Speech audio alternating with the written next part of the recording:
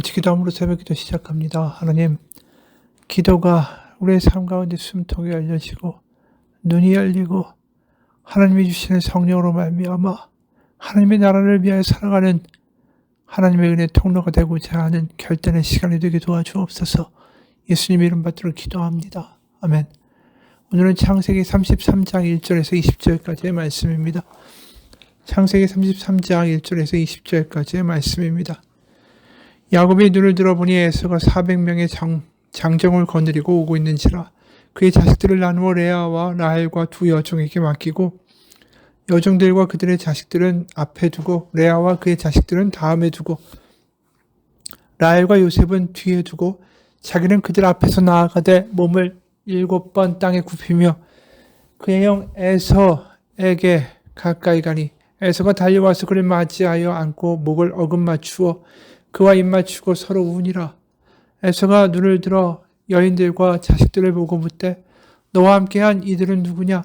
야곱이 이르되 하나님이 주의 종에게 은혜로 주신 자식들이니이다. 그때 여종들이 그의 자식들과 더불어 나와 절하고 레아도 그의 자식들과 더불어 나와 절하고 그 후에 요셉이 라헬과 더불어 나와 절하니 에서가 또 이르되 내가 만난 바 이 모든 때는 무슨 까닭이냐? 야곱이 이르되 내 주께 은혜를 입으려 함이니이다. 에서가 이르되 내 동생아 내게 있는 것이 족하니 너의 소유는 내게 두라. 야곱이 이르되 그렇지 아니하나이다. 내가 형님의 눈앞에서 은혜를 입었사오면 청하건대 내 손에서 이 예물을 받으소서. 내가 형님의 얼굴을 배운즉 하나님의 얼굴을 본 것 같사오며 형님도 나를 기뻐하심이니이다. 하나님이 내게 은혜를 베푸셨고 내 소유도 족하오니 청하건대 내가 형님께 드리는 예물을 받으소서 하고 그에게 강권함에 받으니라. 에서가 이르되 우리가 떠나자. 내가 너와 동행하리라. 야곱이 그에게 이르되 내 주도 아시거니와 자식들은 연약하고 내게 있는 양떼와 소가 새끼를 데리고 있은즉 하루만 지나치게 몰면 모든 떼가 죽으리니 청하건대 내 주는 종보다 먼저 앞서 가소서. 나는 앞에 가는 가축과 자식들의 걸음대로 천천히 인도하여 세일로 가서 내 주께 나아가리이다. 에서가 이르되 내가 내 종 몇 사람을 너에게 머물게 하리라. 야곱이 이르되 어찌하여 그리하리이까? 나로 내 주께 은혜를 얻게 하소서 하며 이날에 에서는 세일로 돌아가고 야곱은 숫곳에 이르러 자기를 위하여 집을 짓고 그의 가축을 위하여 우락간을 지었으므로 그 땅 이름을 숫곳이라 부르더라. 야곱이 밧단 아람에서부터 평안히 가나안 땅 세겜 성읍에 이르러 그 성읍 앞에 장막을 치고 그가 장막을 친 밭을 세겜의 아버지 하몰의 아들들의 손에서 베크시타에 샀으며 거기에 제단을 쌓고 그 이름을 엘엘로 해 이스라엘이라 불렀더라. 아멘. 어제 본문을 보면 야곱은 밤새 기도하다가 바로 하나님의 사자와 함께 씨름하게 됩니다. 하지만 그 결과 다리를 절게 되죠. 여호와의 사자가 그의 고관절을 쳐서 그가 쩔뚝거리면서 걷게 되는 겁니다.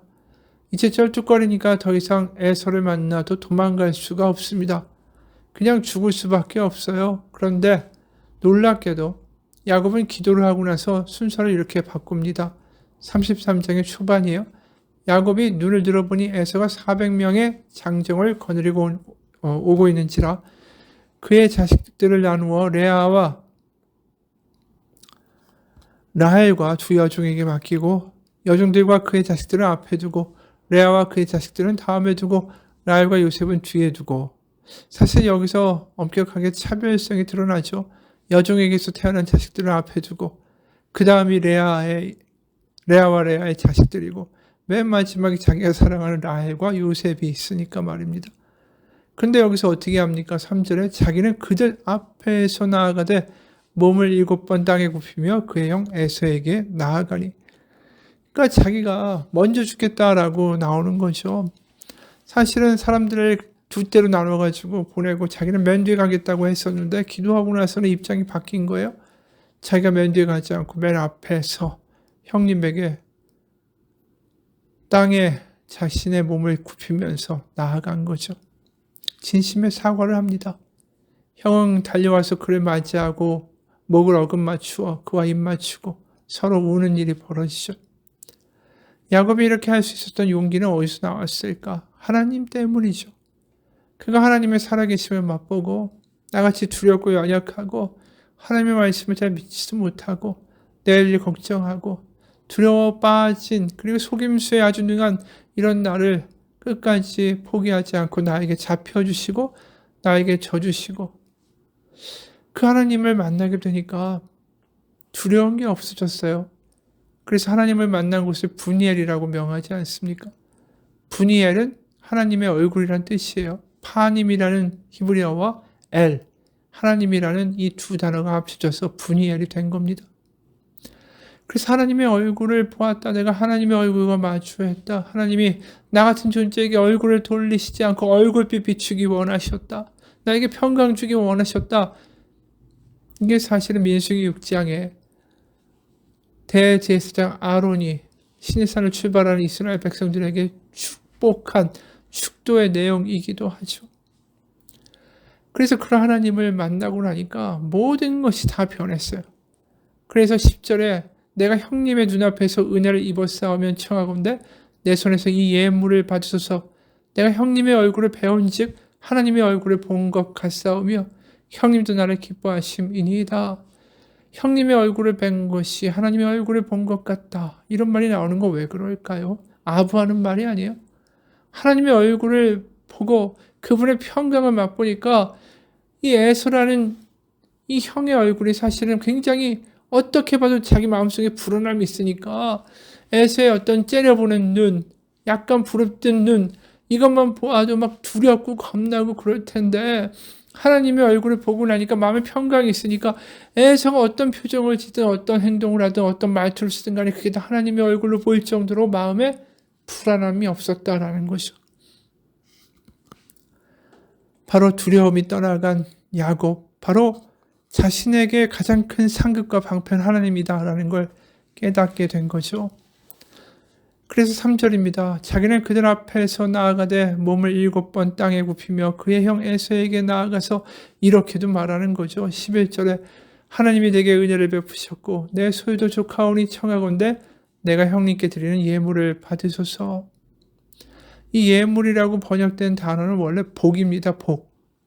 다시 말해서 자기가 장자의 복을 에서에게서 빼앗고, 다시 말해서 믿음의 장자, 믿음의 대를 이어가는 하나님이 주시는 복, 축복을 에서에서 빼앗지 않았습니까? 그런데 다시 그 복을 돌려드립니다. 이렇게 말하는 거예요. 내가 형님께 드리는 예물이 아니라 원어로 보면 복을 받으소서. 제가 이제 다시 되돌려 드립니다.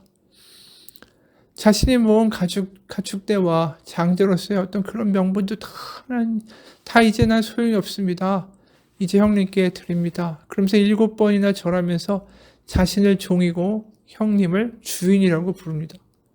바로 이 가문의 주인은 형님입니다. 이렇게 얘기하는 거죠. 더 이상 자기가 어려서 구했던, 자기를 보호해 줄 것 같은 부와 어떤 명예와 축복에 연연해하지 않는다는 거예요. 왜 그럴까요? 하나님이 계시니까.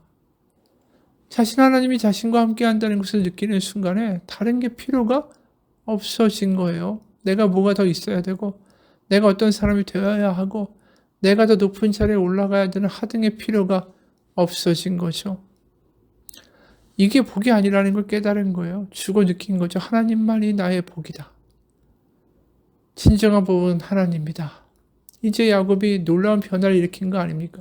돈에 바들바들 떨고 어떻게든 저 사람이 나를 속이면 나도 저자를 속이겠다는 생각으로 거기에만 집중하면서 살았던 야곱의 인생이 완전히 달라졌어요. 하나님이 나의 복이고 하나님이 나를 돌보신다는 게 믿어지니까 막 갖다 주어도 괜찮고 그 형의 얼굴을 봐도 하나님의 얼굴을 본 것 같고 하나님은 야곱에게서 놀라운 변화를 만들어내신 거죠. 이기주의자에다가 자신만을 생각하고 겁쟁이에다가 사기꾼인 야곱을 이렇게 바꾸셨어요. 우리는 신약에서 베드로도 보게 되죠. 베드로의 얄팍한 믿음, 그리고 내가 수제자라고 더 높은 곳에 앉겠다고 싸우던 이기적인 모습, 그런 사람에게서 하나님의 사도를 끄집어내신 게 하나님이에요. 생각해보면 세상은 문제가 있는 사람을 쓰려고 하지 않습니다. 멀리하고 버려버리죠. 쓰레기는 재활용해도 사람은 다시 쓰지 않습니다. 그런 사람에게 어떠한 일도 맡기지 않죠. 신뢰하지 않으니까. 근데 하나님은 야곱과 베드로, 특히 베드로에게 천국의 열쇠를 주고 이 반석 위에 교회, 바로 그 베드로 위에 교회를 세우겠다고 말씀하시는 파격적인 이야기를 하시지 않습니까? 그게 은혜죠. 왜 가능할까요? 하나님은 우리를 하나님의 자녀라고 말하시는 데에서 끝나는 것이 아니라 자녀가 되어 가도록 우리를 거기에 걸맞도록 변화시켜 나가신다라는 겁니다. 그게 하나님의 열심이고 하나님의 모험인 거죠. 아브라함도 맨 처음부터 그 믿음의 조상이 될 만한 품격과 믿음과 성품을 가지고 있었습니까? 하나님 계속 못 믿었잖아요. 아들 안 주시니까 엘리에셀을 내 후계자로 삼겠다고 또 이스마엘을 낳고, 그런데도 끝까지 하나님이 참아내시면서 그를 결국 이삭까지 바치는 믿음의 조상의 모습까지 변화되도록 만들어 가신 거죠. 야곱에게도 똑같은 거예요. 그래서 야곱이 하나님을 만나고 하나님이 나의 진정한 복이구나, 그런 고백을 할 수 있는 야곱으로 변화되기 시작한 거죠.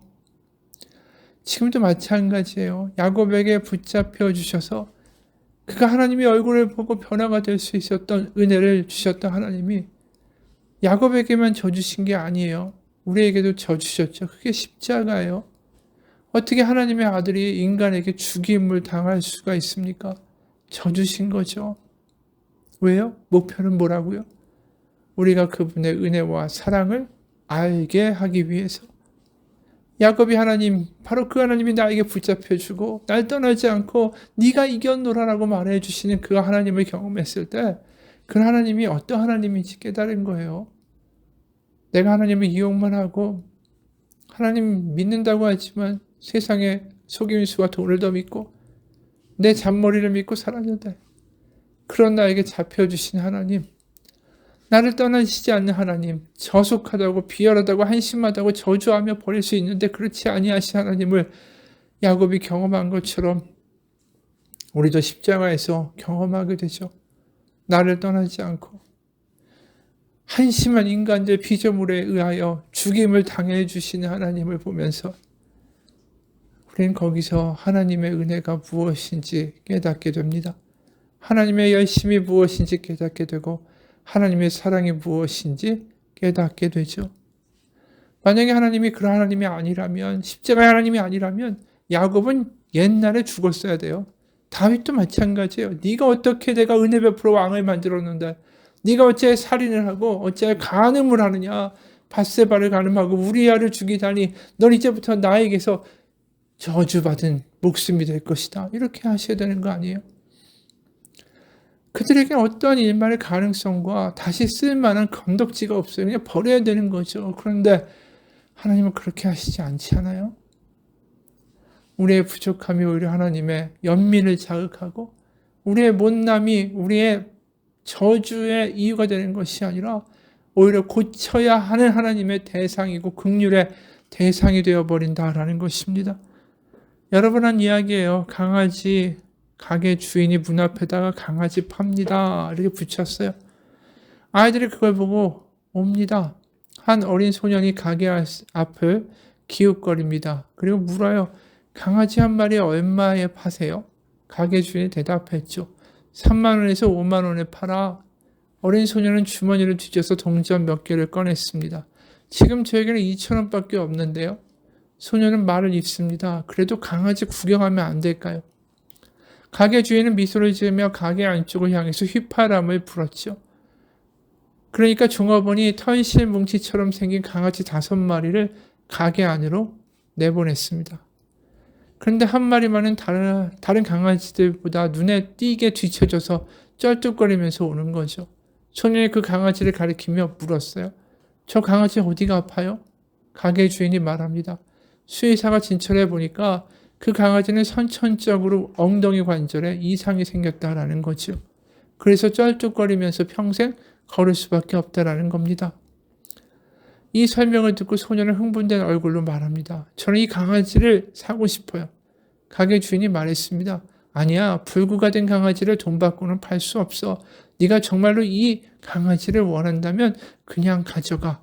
소녀는 매우 당황했습니다. 그런데 그 가게 주인의 눈을 똑바로 쳐다보면서 이렇게 말하는 거예요. 전 이 강아지를 절대로 공짜로 가져가고 싶지 않아요. 이 강아지도 다른 강아지들처럼 똑같은 가치를 가진 강아지예요. 그러니까 값을 전부 내겠어요.